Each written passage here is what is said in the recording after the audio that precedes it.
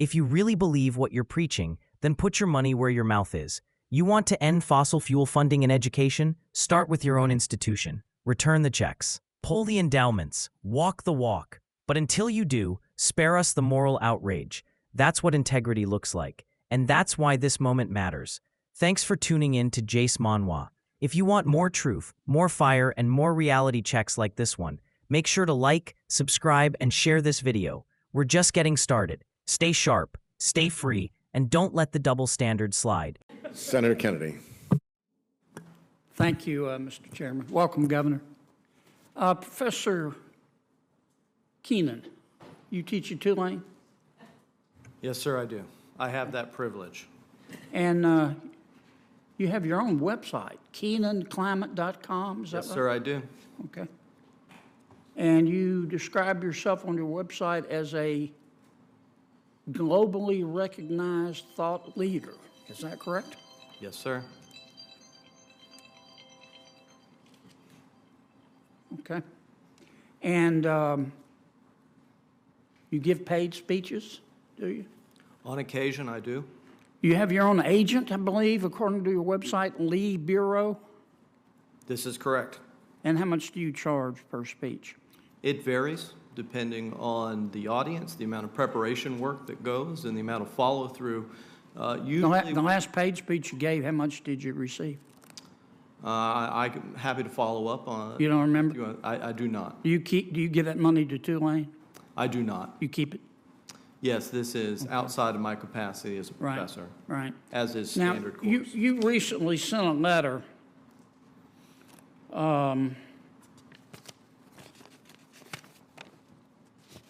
you recently joined a lot of other academics. You signed a letter demanding that elite institutions and universities stop accepting money from fossil fuel companies.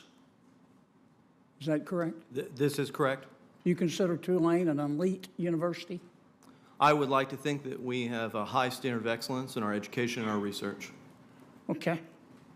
Well, the Murphy family of Murphy Oil and the Deming family of Murphy Oil have recently given Tulane $25 million. Have you called on Tulane to give that money back? Well, it's not, they didn't give that money to my unit or the department or school that I work in. Have you called on Tulane to give that money back, or you think that's okay for them to keep it? It's their prerogative, not mine. Okay. Yet you just signed a letter saying that all elite universities should refuse fossil fuel money. Did you put a footnote in there and say, except my own? Well, what I'd like to say, Senator, is that I believe it raises a conflict of interest for those that research climate change that are supported by the fossil fuel industry. Yeah, but then why don't you ask Tulane to give the $25 million back? Well, I think in the context, if that money were to be used to support climate research, information, disinformation, or whatever it may be, then that may be an appropriate conflict of interest. But I think in the context of which you don't see the hypocrisy here? It is a hypocrisy in those that may read and interpret it as such. Maybe it's like Washington. If there weren't double standards, there wouldn't be standards at all. Let me ask you this. You also participated in another article here criticizing Houston for building new buildings and McMansions.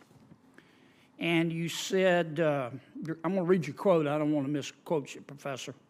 That means we have to change our consumer preferences. You could have a super efficient, energy efficient mega mansion in Houston or the suburbs, but it's still a mansion. You're still over-consuming space. Did you say that? Yes, sir. That's based on work as a member of the IPCC. Our research suggested that reducing our footprint in terms of total spatial footprint would have significant impacts on the decarbonization of the built environment. And so you're saying that people should live in smaller houses because larger houses contribute to CO2 emissions? 100%, Senator. Okay. Well, recently, Tulane finished the Commons. It was 77,000 square feet, $55 million. Recently, Tulane finished the Gold Ring Woldenberg Business Complex, $35 million to complete, 92,000 square feet. Boy, that's a McMansion. Mustafa Hall, 23,000 square feet. Paul Hall, 36,000 square feet. Richardson Hall, 50,000 square feet. Housing redevelopment phase 1, 230,000 square feet at Tulane. Have you called upon Tulane to stop these buildings? Sir, the habitable space within those units are roughly the size of the conference room back there and are indeed quite small. But they contribute to, does... Everything that we do, does sir, the Commons contribute more to climate change than a McMansion in Houston? You were pretty quick to criticize the people of Houston for wanting to build, you thought, McMansions, but you don't criticize your own university? I don't find that to be equivocal comparison between space meant for students who must reside at a university. You don't see and the those that- hypocrisy in that? It is your finding and interpretation, sir. But you don't see the irony of the hypocrisy? I'm going to go ahead and say no. Okay. I kind of gathered that would be your answer. Governor, good to see you. You live in a big house, don't you? Currently, I do, yes. How big? Hey folks, welcome back to Jace Manhwa. If you love the truth raw and unfiltered, you're in the right place. Before we dive in, hit that like button and subscribe so you never miss a moment of real talk. We're not bought, we're not scripted, and we sure as hell don't back down. Let's get into it. Senator John Kennedy just did what most politicians are too scared to do. He called out hypocrisy, and he did it with precision. The man sat across from this so-called climate-conscious professor who's been shouting from the rooftops that schools should reject fossil fuel donations. All right, fine. You want to take the moral high ground? Then let's be consistent. And that's exactly what Kennedy asked him. If you truly believe fossil fuel money is tainted, why hasn't your own school given it back? Boom, silence. The kind of silence that tells you everything you need to know. Now here's the thing. This isn't just about one guy squirming in front of a microphone. This is about a larger pattern in academia and politics. The left loves to virtue signal. They'll make loud declarations about climate justice, fossil fuels, gender ideology, you name it. But when you shine a light on their own behavior, suddenly it's all nuance and excuses. What Senator Kennedy exposed here is the classic liberal two-step. Do as I say, not as I do. These elite institutions, Harvard, Stanford, Yale, they'll take millions from energy companies behind the scenes while their faculty demonize the very industry keeping America powered. That's not principle, that's performance. Let's talk about fossil fuels for a second. Oil, gas, coal.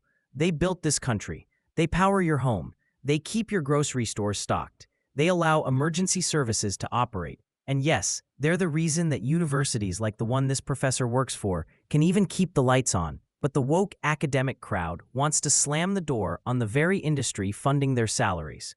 You don't get to bash fossil fuels in your TED Talks while cashing checks funded by Exxon. That's not activism, that's grift. And don't get me wrong, I'm all for cleaner energy.